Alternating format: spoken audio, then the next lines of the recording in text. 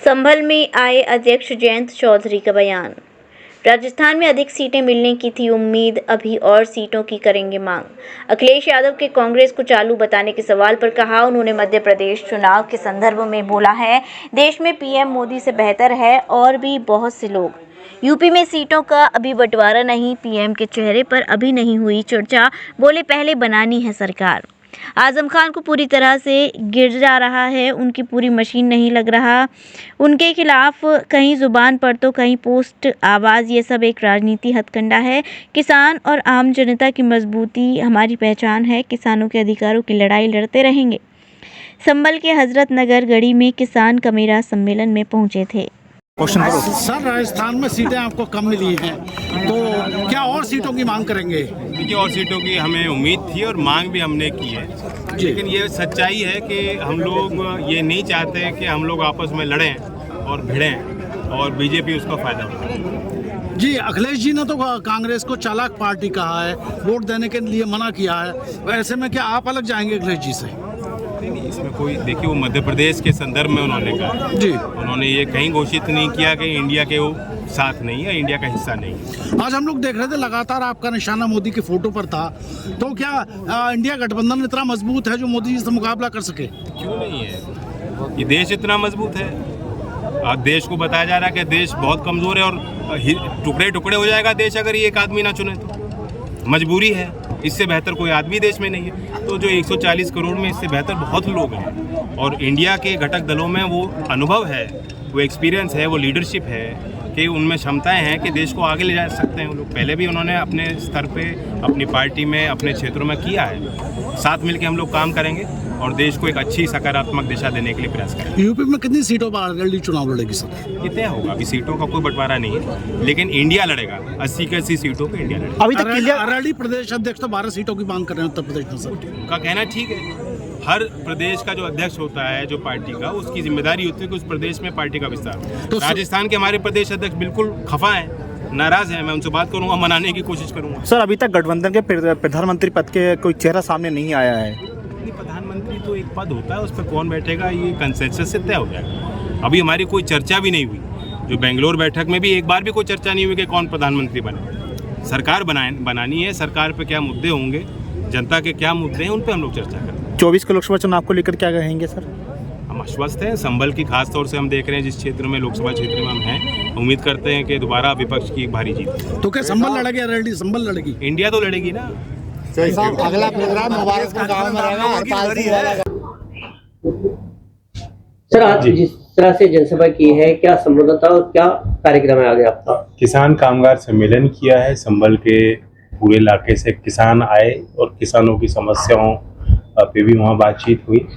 किस तरह से समाधान ढूंढे जा सकते हैं किसान के लिए, जो सरकार ने जो दावे किए उनका भी हिसाब किताब, लेखा जोखा हमने दिया। सरकार ने कहा था कि किसान की आय दुगनी होगी, और मैंने वहाँ सबसे हाथ खड़े कराए। एक भी किसान खड़े होकर नहीं कह पाया कि मुझे कोई फ़ायदा मिला है। गन्ने की मिल चालू हो चुकी हैं और अभी तक कोई रेट निर्धारण नहीं हुआ। और मेंथॉल की बड़ी एक खेती भी यहाँ होती है और प्रसंस्करण का उद्योग भी है। बड़ी विडंबना है कि अब उस खेती में भी किसानों को घाटा मिला है या उनके कड़वे अनुभव हुए हैं कि उस खेती में भी प्रगति नहीं हो रही संभल में।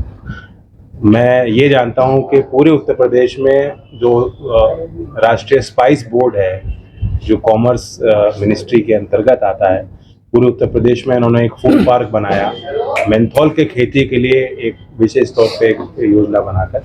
और वो संभल में अगर बनता तो यहाँ उद्योग भी स्थापित होते, या स्थानीय लोगों को नौकरियाँ मिलती, किसान को बेहतर भाव मिलता, जो वो जाके रायबरेली में स्थापित हुआ। तो जहाँ इस तरह की खेती नहीं है, बाराबंकी तक जरूर होती है मिंट की खेती, लेकिन जितनी बड़ी खेती इस इलाके में है, शायद उत्तर प्रदेश में किसी और जिले में आपको नहीं मिलेगा। फिर क्या वजह है कि किसान इंडिया गठबंधन और खासकर रालोद से नहीं जुड़ पा रहा है? जो किसान चौधरी चरण सिंह अजीत सिंह जी के जमाने में था, वह जयंत चौधरी जी के साथ क्यों नहीं? नहीं, देखिए, हम पिछले चुनाव में हमने अच्छा नतीजा हमें मिला है, और इससे पहले 2014 से जो लहर देश में आई उसमें बहुत लोग बह गए, बहुत एक अंतर आया लोगों के सोचने और वोट करने के फैसलों में। दोबारा हम लोग पटरी पे आए और उम्मीद करते हैं कि और हमें स्ट्रेंथ मिलेगी। अभी अखिलेश जी का बयान आया है 10 मिनट पहले एक कार्यक्रम में कि वो पीडीए का गठन कर रहे हैं, इंडिया गठबंधन को समर्थन देंगे। क्या वजह है इंडिया गठबंधन से सपा का नाता नहीं जुड़ पा रहा है और नहीं, बीच का रास्ता आप नहीं निकाल पा रहे? इंडिया की सभी बैठकों में, बल्कि एक बैठक बिहार में जो शुरुआत हुई थी उसमें मैं नहीं था, अखिलेश जी तो उसमें भी थे। तो समाजवादी तो इंडिया का घटक दल है और ना उन्होंने उस बात को इनकार किया, ना उन्होंने ये कहा कि इंडिया के साथ नहीं। पीडीए का गठन क्या है? वो तो सामाजिक गठबंधन है, वो तो सामाजिक गठजोड़ है। हम तो चाहते हैं किसानों का भी गठबंधन एक बने। किसान का मेरा हमने नाम आज दिया, हम चाहते हैं किसान का मेरा का भी गठबंधन बने। तो ये अपने सोचने के तरीके होते हैं और अपने आप को संगठित करने के प्रयास हैं।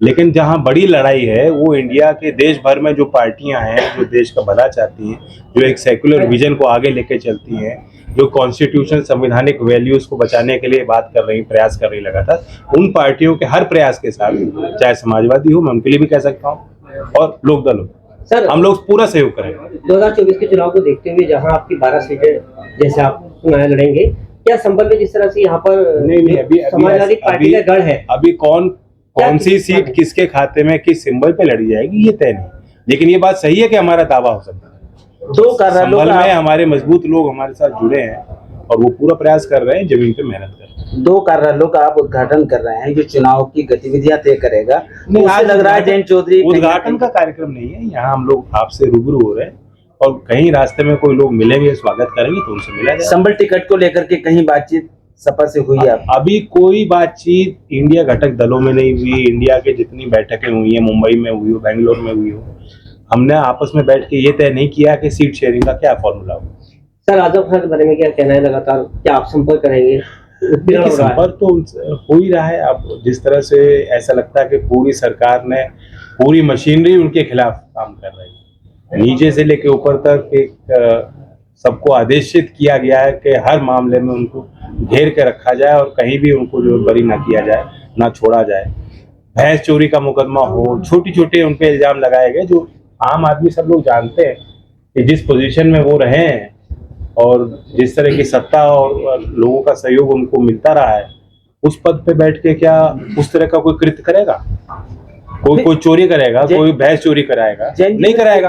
लेकिन इस तरह के जब इल्जाम किसी पे उलझुल लगाए जा रहे हैं तो ये दिखाया जाता है कि एक राजनीतिक फॉर्मूले के तहत उनको घेरने का एक प्रयास है। वो हिम्मत वाले हैं, पहले भी बहुत उन्होंने संघर्ष किया है यहाँ तक पहुँचने में, और हम उम्मीद करते हैं कि हिम्मत से आगे बढ़ेंगे। फिर सपा क्यों उनके साथ खड़ी नहीं? देर ना देरी हो सकती है, लेकिन अंधेर नहीं। कानून का राज है और हमें उस पर पूरा भरोसा है। लगातार सर राजनेताओं पर छापेमारी चल रही है, ईडी है, प्रोटेक्ट है, क्या टारगेट बना रहे हैं? क्या भाजपा क्या देती है? ईडी का प्रोसिक्यूशन रेट बहुत ही खराब है, इल्जाम लगाने में नंबर 1, और किसी भी बीजेपी में अगर आप शामिल हो जाते हैं तो उन पे कोई कार्रवाई नहीं होती। कहीं जो पुरानी जांचें होती हैं वो भी कहाँ अधर में चली जाती हैं, उनको बस्तों को बंद कर दिया जाता है, मुझे मालूम नहीं। लेकिन आज बीजेपी वो गंगा जल है जिस पे आप छिड़क दें और बीजेपी की सदस्यता किसी को भी दिलवा दें, चाहे कितना बड़ा माफिया क्यों ना हो, वो पाक साफ हो जाता है। जैन जी, क्या इंडिया गठबंधन में एआईएम और बसपा शामिल होगी? क्या उनसे कोई बात हुई है? एआईएमएम से कोई बातचीत नहीं, बसपा से मैं समझ सकता हूँ कि कुछ लोगों ने प्रयास किया हो, बातचीत की हो, लेकिन बीएसपी का भी रुख आपको साफ दिखाई दे रहा है। बीएसपी के लगातार जो बयानबाजी है, अभी राज्यों में भी वो अलग लड़ रहे हैं, हम भी अलग लड़ रहे हैं, लेकिन हम कहीं ये नहीं कह रहे कि इंडिया टूट गई है, इंडिया के साथ हम नहीं। उनका तो पहले दिन से ही इशारा था कि इंडिया के साथ वो नहीं। लगातार पोस्टर विवाद चल रहा है सर, कई भाजपा जो कर रहा है सर कांग्रेस, इस बारे में क्या है सर?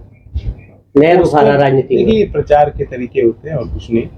ट्विटर पे वॉर होगी, पोस्टर पे वॉर होगी, लेकिन अंततः तो वोटर को तय करना है। हम उम्मीद करते हैं कि 10 साल जब सरकार को देख लिया और यूपी में इनकी तथाकथित डबल इंजन की सरकार को भी देख लिया, कानून व्यवस्था भी ध्वस्त है, गरीब आदमी को कहीं लाभ नहीं मिल रहा सरकारी योजनाओं का, और बड़े लोग और अमीर होते जा रहे हैं, इसके खिलाफ एक माहौल है और वो जब मौका मिलेगा जनता जो है वोट करेगी।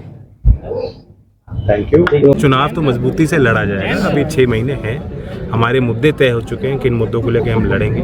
नौजवानों के लिए जो है रोज़गार कैसे नौजवानों को मिले, इसके लिए हम व्यवस्थाएं बनाएंगे।